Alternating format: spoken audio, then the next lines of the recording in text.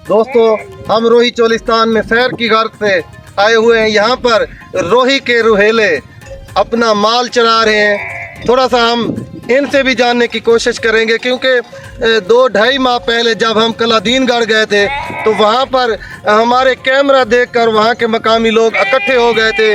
उन्होंने कहा जी आप शायद मीडिया से आए हैं तो हमारा पैगाम रिकॉर्ड करें। मैंने कहा जी क्यों? उसने कहा यहाँ पर बारिशें नहीं हुई, टोबे खुश्क हो गए हैं, हमारे माल मर रहे हैं। तो हमारी हुकूमती नुमाइंदों के आगे अपील पहुँचे हैं कि वो यहाँ पर पानी के बोझर भेजें। तो उस वक्त पानी की वाकई ही शदीद कमी थी, बारिशें भी नहीं हुई थी, मगर अब अल्लाह के फजल करम से रोही चोलिस्तान में बारिशें हो गई हैं। तो थोड़ा सा अब रोही चोलिस्तान के रिहायशियों से हम जानने की कोशिश करेंगे कि अब बारिशें हुई हैं, अब इनके माल का जो चरावा है, जो चरागाह हैं वो कैसी हैं और इनका माल कैसे यहाँ पर चाह रहा है, ये थोड़ा सा इनसे जानने की कोशिश करेंगे। चाचा तेरा नाम क्या है? असमील। अच्छा तुसा कित्थों आंदे पे वे ते कित्था माल चरंदे? अच्छा इत्था माल चरंदे वदे वे केरा केरा माल है तोड़े कोलों? भेड़ा ही हैं जी, भेड़ा ही हैं, गमी भी हैं। सुना हुण किवें बारिशां जो थेन कोई मजा आंदा पे? जी मजा आंदा पे, बिल्कुल माल ठीक चरदे पे? ठीक ठाक चरदे पे। चाचा तुम्हारा नाम क्या है? मोहम्मद रफीक।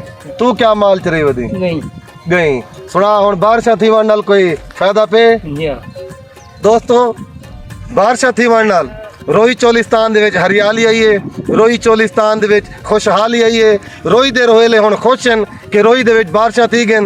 उन्हां दा माल सुखा तां रोहेले सुखे, उन्हां दा माल दुखा तां रोहेले दुखे। अच्छा मेरे को एक दसो, ये निशान जेड़ा लाया वेंदे जानवरां दे ते तुहाडे रोहेले लोग लेनन साड़ ते दांग जी को तुसां देवे, ये दांग लावण दा क्या मतलब होंदे जानवर को? जानवर निकलने दे कला है। अच्छा बंदे को पूछ दे भाई ये फलाने दांग वाली गांव मेरी निकल ये नहीं वो दांग तेरा लगा खड़ा होंदे उंदी कोई वारसा को सबूत होंदे वाकया उन्हां दा है? अच्छा ये वाला टोबे दे निस्बत नाल दांग लाया वे दे या टोबे दे निस्बत लेने के नाल लेंदा? सड़े ने। अच्छा सड़े ने अंगारियां दे विच रखते बा। अच्छा जिन्ना दे टोबे नहीं वाल कुछ टैक्स देने गवर्नमेंट को क्या करना? नहीं बस मन फिर चंद्री भरे ने त्रिनी होंदी है वगैरह। चलो माशाल्लाह सही। असा थोड़ा जिहा इन्हां लोगां कोलों बारिश थी मन दा हवाल सुनिया जेरा तुसां भी कैमरे दी निगाह नाल सुनिया।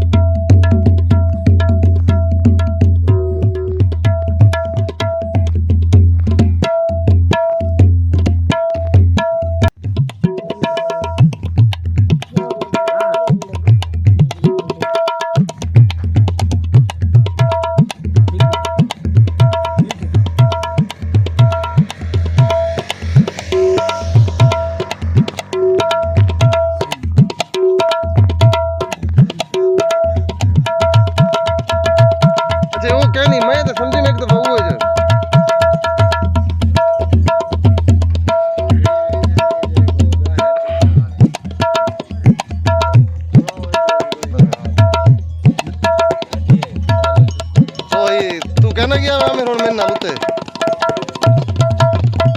मैंने ना देखिया सारी सावन थी